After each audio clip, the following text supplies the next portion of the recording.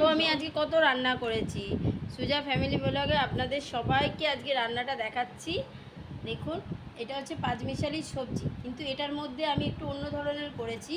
এটা আগেকারের দিদারা করতো, ঠিক আছে, ঠাকুমা দিদাদের রান্না আজকে আমি করেছি। এটা হচ্ছে মুগ ডাল দিয়ে করেছি পাঁচমিশালি সবজি, মুগ ডাল ফোড়ন দিয়ে। দারুণ খেতে লাগে কিন্তু, জিরে গুঁড়ো দিয়ে, পাঁচফোড়ন দিয়ে, কাঁচা লঙ্কা, হলুদ, নুন, মিষ্টি দিয়ে দারুণ লাগে খেতে, একদিন আপনারা খেয়ে দেখবেন। আর এটা আজকে আমি ভোলা মাছ করেছি, পোয়া ভোলা। আর এটা আমি লোটে মাছ করেছি। আর এটা হচ্ছে আমার বরের প্রিয় জিনিস, মানে আপনাদের দাদার প্রিয় জিনিস। এটা হচ্ছে আলু, বেগুন, ধনেপাতা, পেঁয়াজ দিয়ে, মোরলা মাছ দিয়ে মাখা মাখা। ও রাত্রিরে যেহেতু নাইটে যাবে তাই এটা নিয়ে যাবে, এটা করেছি। আর উচ্ছে আলু ভেজেছিলাম, আমরা খেয়ে নিয়েছি।